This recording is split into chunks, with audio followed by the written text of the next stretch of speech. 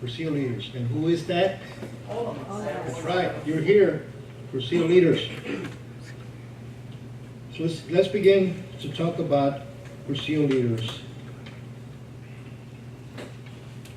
You know, being a leader is not a matter of honor nor a matter of being a teacher, a professor in Cursillo. Being a leader doesn't even necessarily mean that you're going to lead, for example, an organization, a committee, or anything like that. Being a leader is more about personal behavior. Or you can also refer to behavior as attitude. So you see, it's about who we are. I remember Eduardo Bonin saying, the Christian is known by his actions, but also by his reactions. Because sometimes, depending on the situation, depending on the circumstance, we're going to react a little differently than who we normally are day to day. Is that true? Right? So then when that happens, and it's happened to me many times, then that really says who you are. Because that's coming from within. It's blurted out. And all of a sudden, oh, who is this guy? That's not the Sept we know, you know. But, you know, we deal with things day to day, and there's certain circumstances that we deal with. And sometimes, you know, that energy it just bursts out. But I also heard Bonin say, when that person reacts, when he just blurts out or sometimes sends out an attack or something negative to someone else, is actually a call for love. In other words, sometimes when we react that way is that we're saying to the other person, just love me. You know, I want to be loved. You know, yes, that can be difficult sometimes, but just love me. So we have to keep that in mind too. You know, we're all human beings and we're all going to react in different ways sometimes. But that spurt of energy is actually a call to be loved. Okay? Being a leader is to accept to be fully Christian where we are. And this is where we are today. So we're called to be Christian, right here with each other at this workshop. But God placed us in the world to be Christian in the world, and that's where we use our leadership skills. That's where we're Christian leaders in the world, in order to bring our brothers and sisters into a relationship with Christ. That's our goal, right? That's our purpose. Being a leader is about passing our joy of life to others through what we live. That's why to be a leader is to learn to conduct oneself accordingly.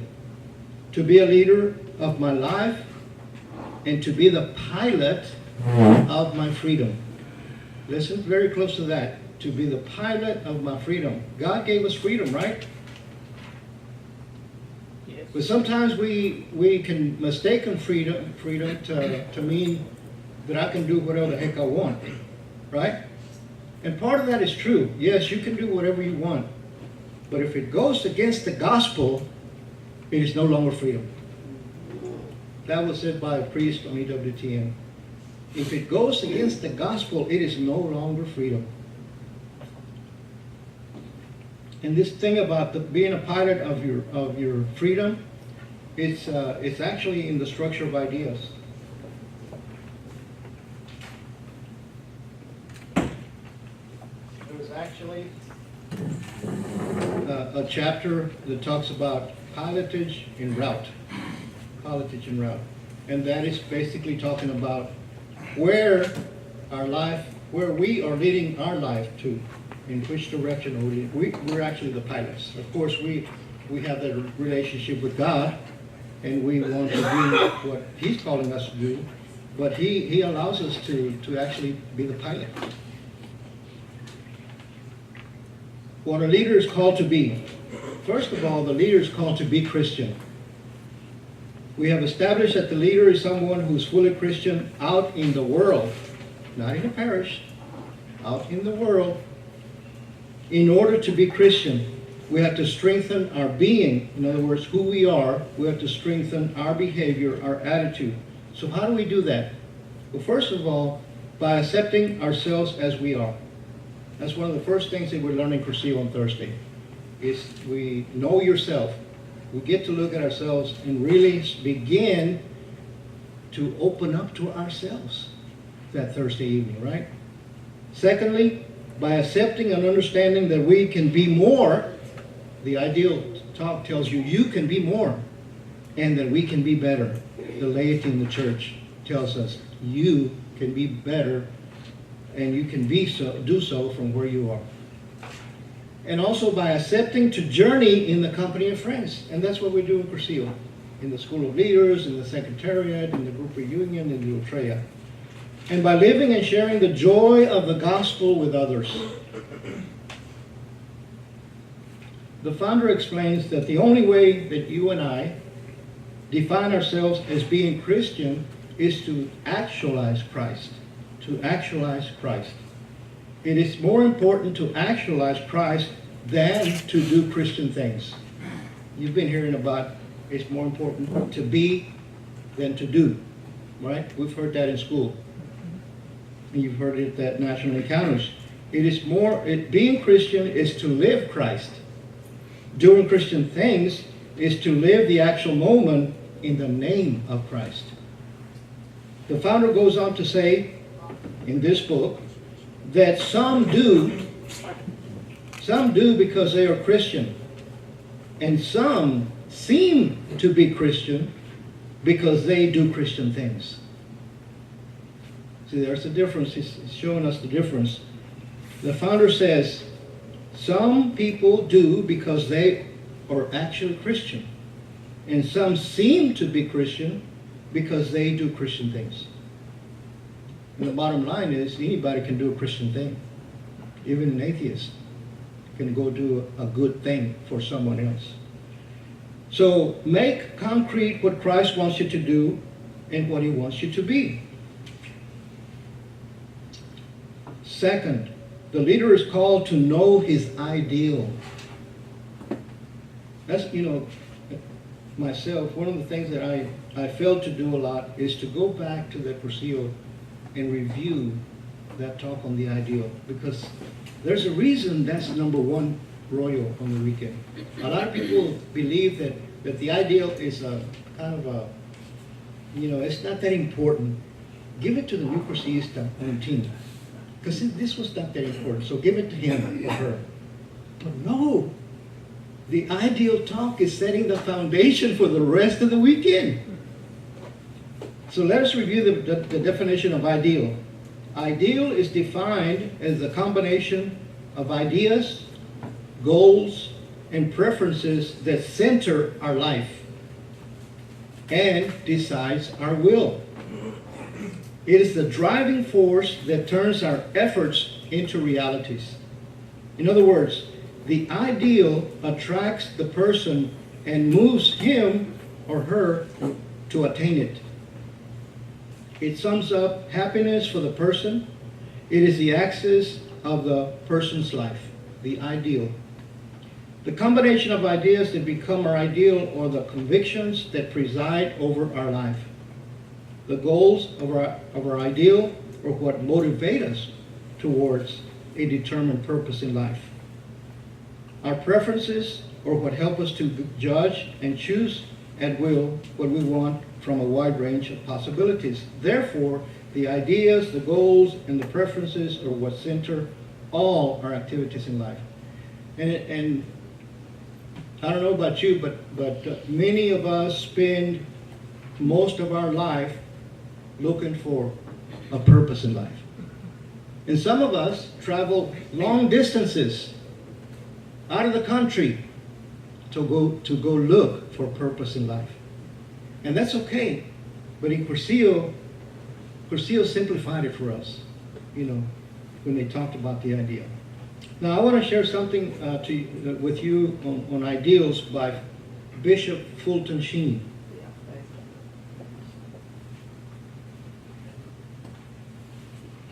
the other day, my wife and I were talking, and then she got up from the couch and went to the bedroom and brought back about 7 books. She was carrying 7 books. Because we had just finished watching a documentary on Bishop Fulton Sheen, and so that motivated us to go and check our library. And so she says, hey, here's how many books we have on Fulton Sheen. How many of those have you read? And then she says, here, start with this one. Life is worth living. And I know most of you are very, very familiar with Bishop Fulton Sheen. He was on radio, he was on TV. Even in the 70s, we got to see him on TV and talking about life is worth living. Here's a quote from this book, which goes along with ideal. Life can be monotonous if it has no goal or purpose.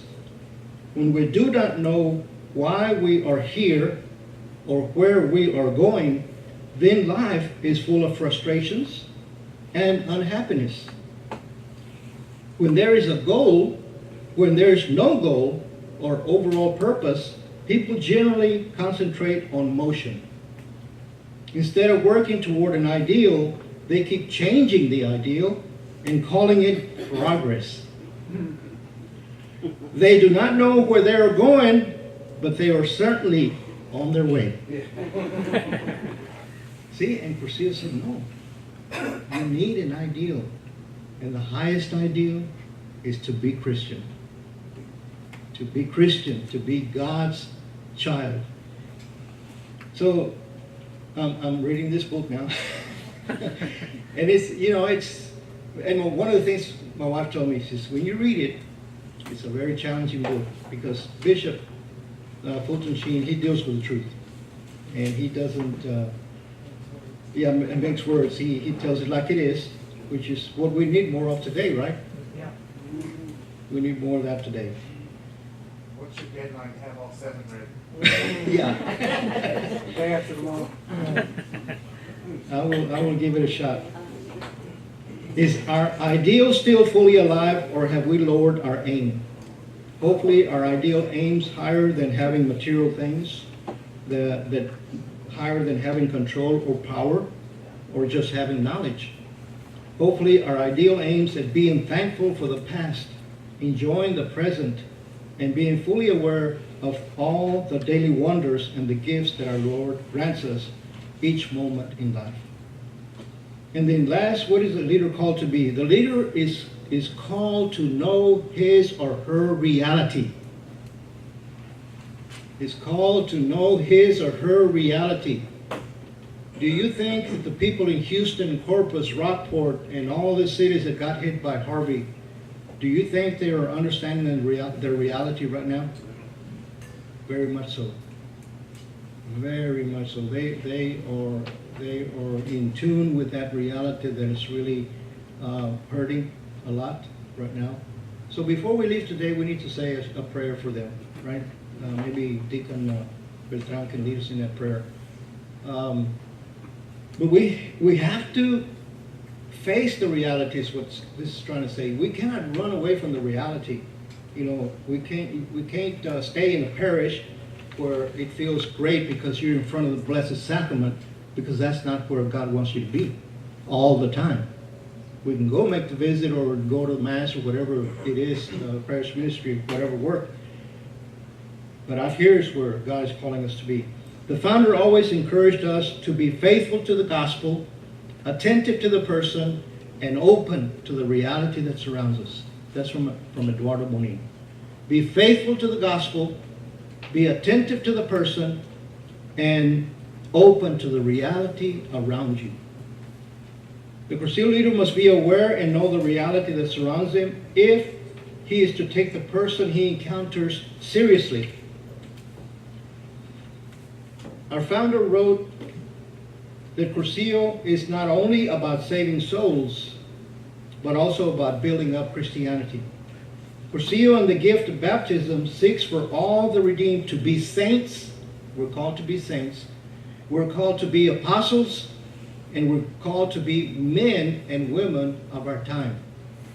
So let's go through that real quick for each one.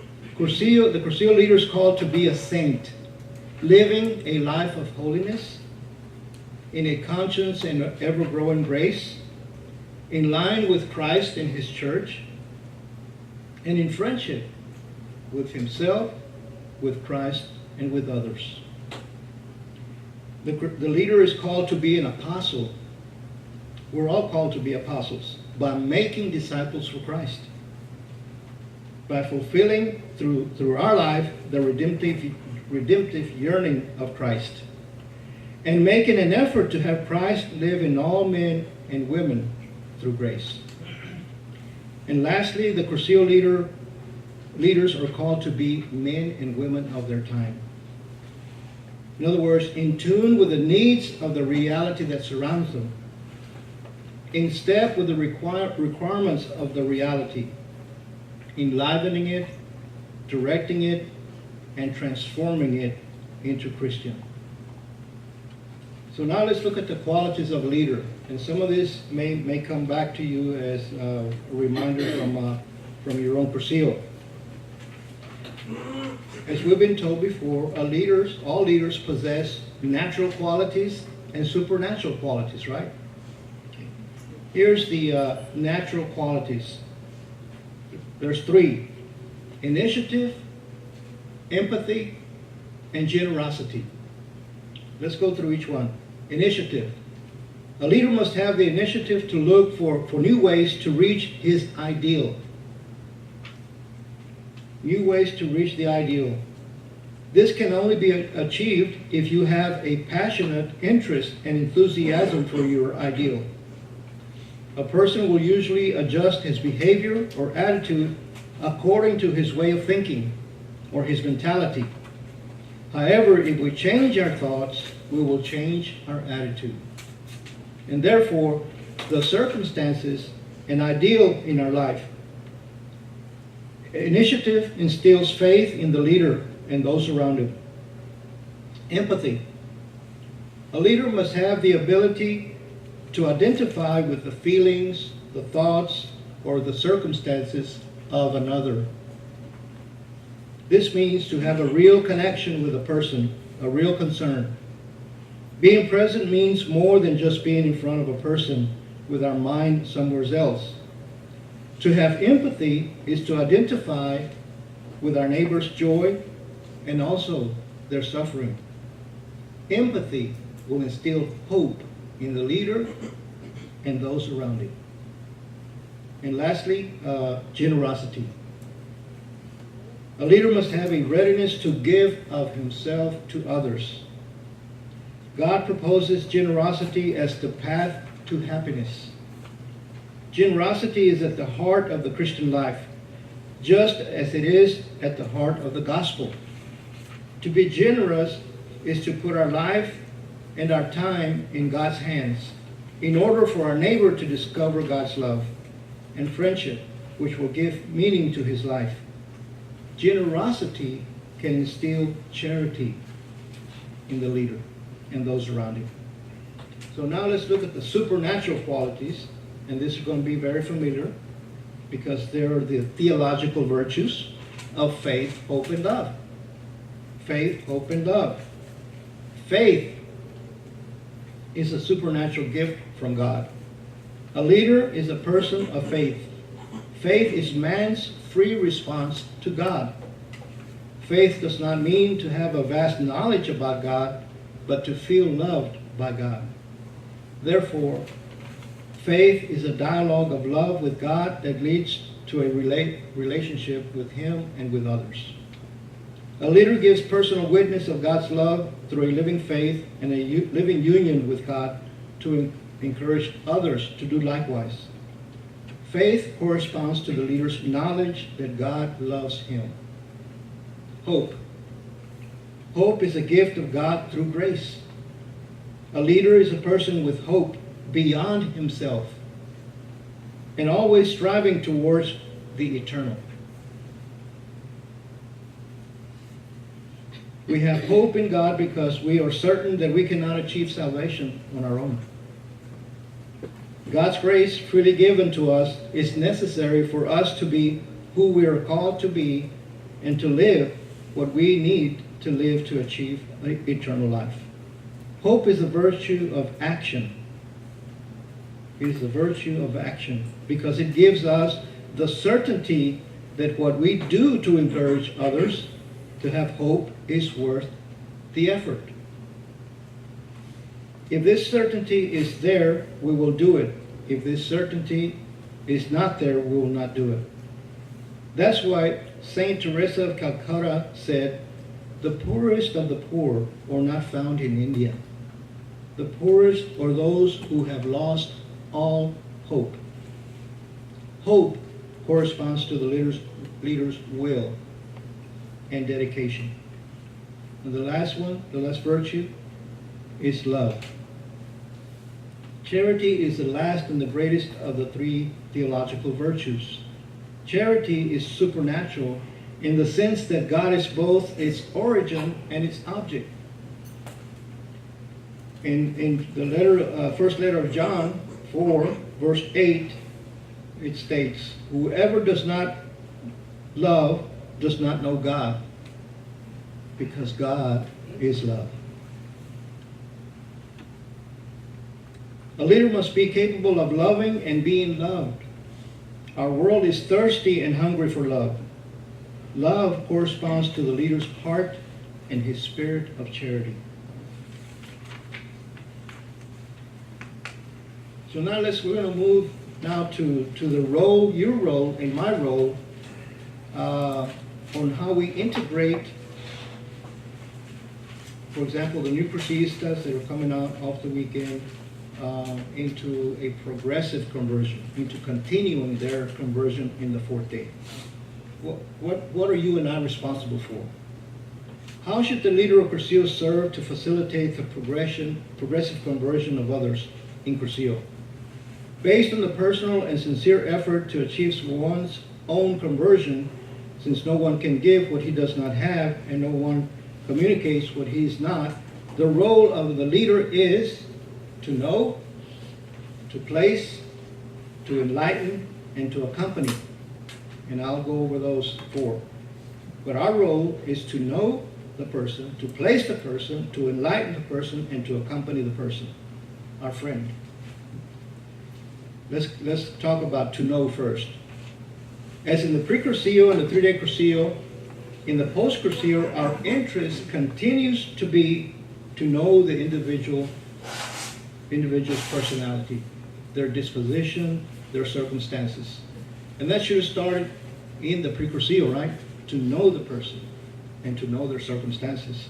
Well, guess what? It continued during the 3-day, and it follows through on the 4th day in the post-Cursillo. To find out, we will need to move from treatment to knowing the person, and from this knowledge to friendship. Knowing leads to understand and admire the person. Understanding is not only knowing who the person is and how he is, but why he is the way he is. How he thinks, what he wants, and how he lives or aspires to live. Admiration is to share with humility in order for the person to become what he can and should be, and not what we want him to be. That's sometimes as Cursillo leaders we have the tendency to do that. We want to guide the new Cursista over towards our apostolates and to do the things I do, to pray the prayers I pray, and to guide him where I go. It's not about that. It's about helping the person to become what he can and should be in the eyes of God, and not what I want him to be. So let's move over to place the person, to place my friend. Only in knowing the person can we know where to place him. All too often, and probably with good intentions, we begin telling the person, our friend, what he needs to do and where he needs to be without ever knowing their circumstances. We can meet a lot of people on the weekend, but we don't know their circumstances. Unless it's your friend that's there living the weekend, you should have known their circumstances already.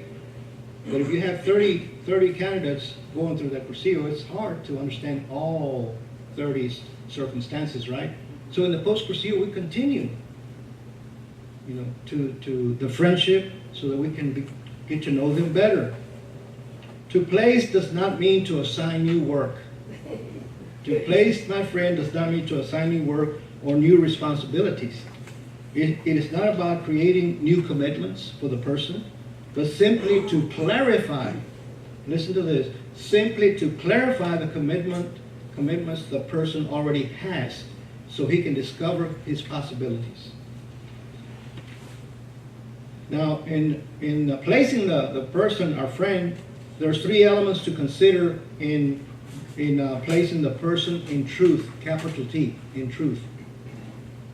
Number 1, help your friend look towards Christ in every circumstance of life, so he knows that Christ is always present in his life.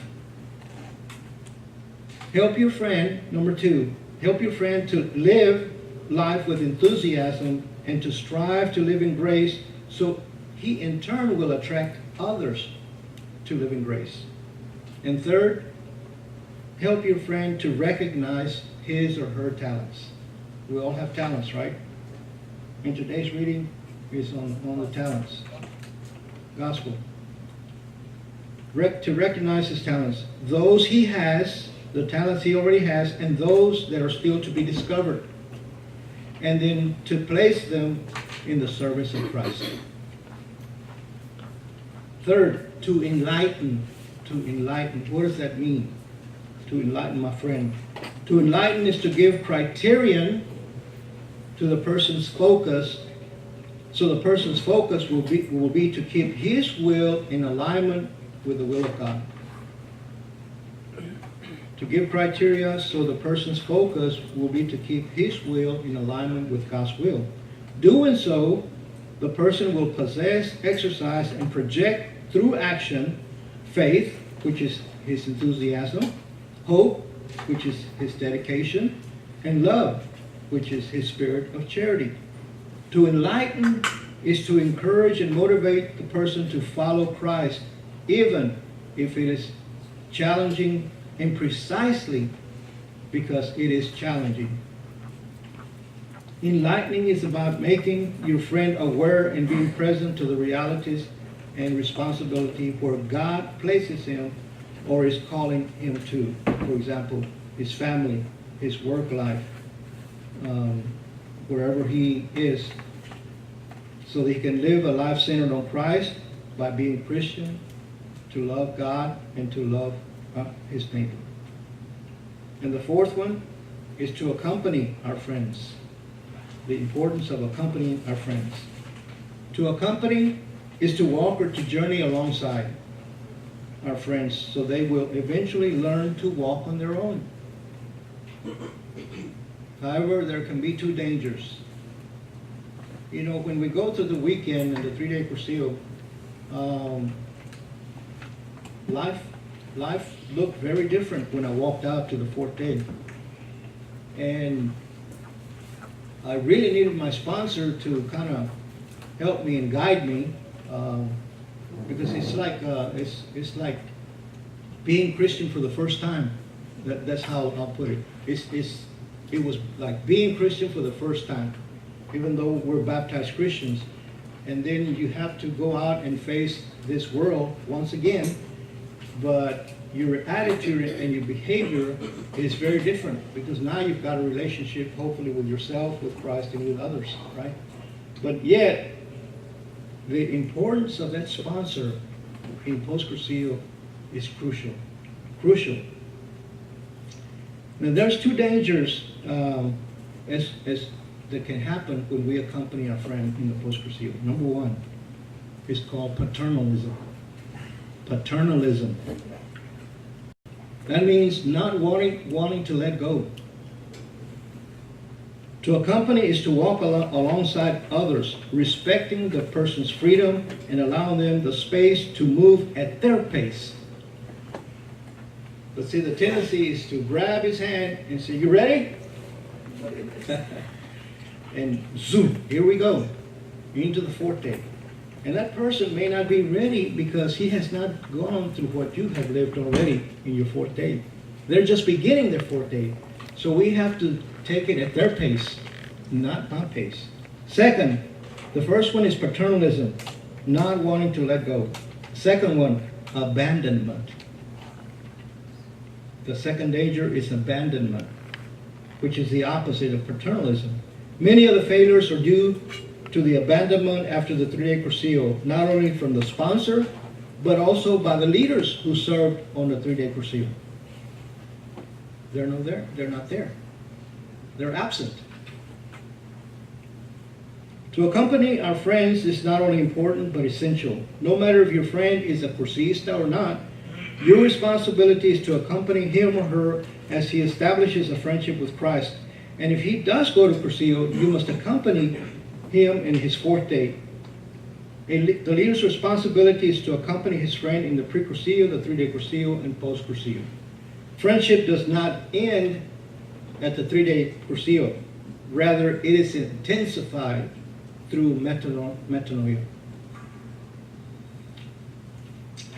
So just to end here, as leaders and as Christians, we must instill faith, hope, and love in our neighbor, in our friend, through a personal witness of life and friendship.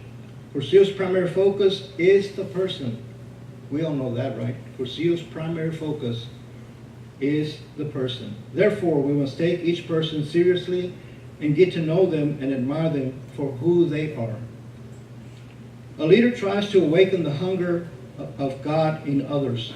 To be a leader, one must be Christian in our movable square meter, in our environments, know our ideal to understand where we are and where we're going, and be aware of the reality that surrounds us so that we may be able to help others experience the joy of knowing that they are indeed loved by God.